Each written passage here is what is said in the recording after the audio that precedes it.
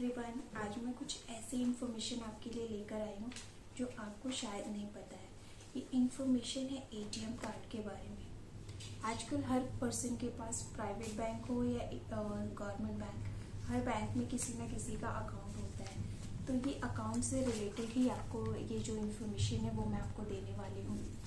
आज मैं आपको एटीएम के बारे में जानकारी बताऊंगी कि हर पर्सन का अकाउंट गवर्नमेंट या प्राइवेट बैंक में होता है और उसको वहाँ से एक एटीएम कार्ड इशू होता है।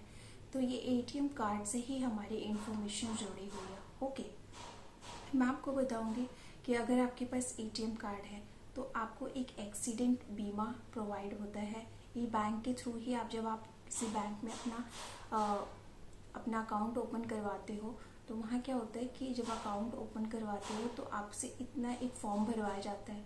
उसमें जिक्र जो होता है वो इंश्योरेंस बीमा का भी एक पॉइंट होता है जो उस टाइम आप सिग्नेचर कर देते हो, लेकिन बैंक आपको वो इन्फॉर्मेशन नहीं बताता है कि अगर आपने अकाउंट ओपन करवा लिया तो आपका उस बैंक ओपन होने के साथ ही आपको जब एटीएम जारी होता है उसी के साथ आपका एक एक्सीडेंट बीमा जो होता है, एक एक्सीडेंट इंश्योरेंस, वो उस बैंक के साथ हो जाता है।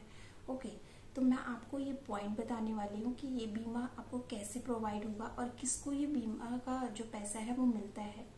तो अगर किसी व्यक्ति की मृत्यु हो जाती है, जिसके पास वो एटीएम जो धारक है उसकी मृत्यु हो जाती है, तो उसके परिवार वालों को ये जो होता है इंश्योरेंस का बीमा वो उसको मिलता है।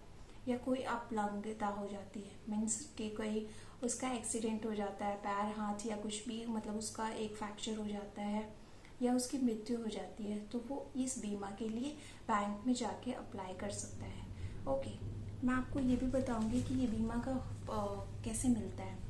तो ये बीमा का जो अमाउंट होता है ये 25,000 से 5 लाख तक का होता है। डिपेंड करता है कि आपके पास जो एटीएम कार्ड है वो किस प्रकार का है। ओके, और इस योजना में किसी की होता है कि किसी की जैसे कि अपंगता या मृत्यु होने पर ही प्राप्त होता है ये योजना का लाभ। ओके, अब मैं बताऊंगी कि ये किस ग्राहक को मिलता है। जो एटीएम धारक होता है, जैसे कि आपने कोई बैंक में अकाउंट ओपन किया है और आपका एटीएम मिला है, तो जिस दिन से वो एटीएम आपको मिला है उसी दिन से ये इंश्योरेंस जो होता है वो आपका स्टार्ट हो जाता है। ओके, बट इसके बारे में क्या होता है कि ये बैंक ना आपको ये इन्फॉर्मेशन देता ही नहीं है, और जब देता ही नहीं है तो इसका मतलब आपको इसकी जानकारी होती नहीं है। अब एटीएम कई प्रकार के होते हैं। साधारण एटीएम जो होता है उसमें 1 लाख का बीमा होता है। जो मास्टर कार्ड वीज़ा होता है, वीज़ा कार्ड और मास्टर कार्ड, उसमें 2 लाख का बीमा होता है। और जो मास्टर प्लैटिनम कार्ड होता है उसमें 5 लाख तक का बीमा मिल सकता है आपको।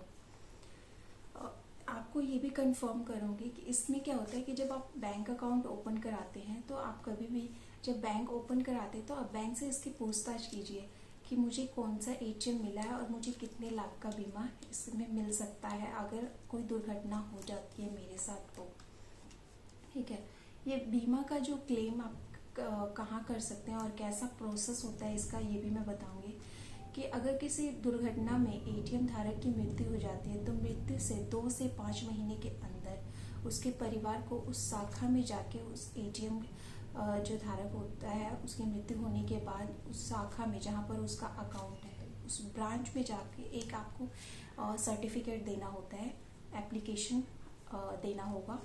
उसके बाद से वो एक्सीडेंट रहता है या दुर्घटना, मतलब इसमें एक ये भी प्रोसेस है कि जैसे कि आपका किसी पर्सन की मृत्यु हो जाती है, फिर उसकी फैमिली वाले क्या होता है कि 2 से 5 महीने के अंदर बैंक में जाते हैं उसकी शाखा में और वो आवेदन देते हैं। ओके, लेकिन ये भी होता है, एक कंडीशन इसमें लागू होती है कि जो जिस पर्सन की मृत्यु हुई है उसका रीज़न ये मृत्यु का मतलब मृत्यु हो जाने के बाद उससे पहले उसने 45 दिन के अंदर उस एटीएम का इस्तेमाल किया होना चाहिए।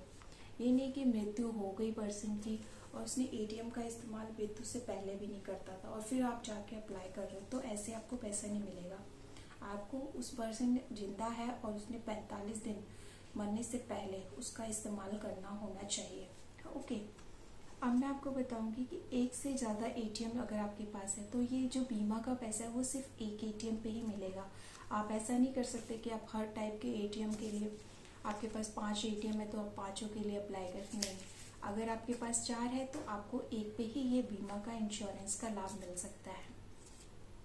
और ये जो मुआवजा होता है वो क्या होता है, ब्रांच में एप्लीकेशन देने के बाद होता है। वो एक बैंक प्रोसेस होता है, वो सारी आपकी इन्फॉर्मेशन, आपका पासबुक वगैरह सब कुछ एक छानबीन का प्रोसेस होता है, वो करने के बाद ही आपको क्लियर कर दिया जाता है। Thank you.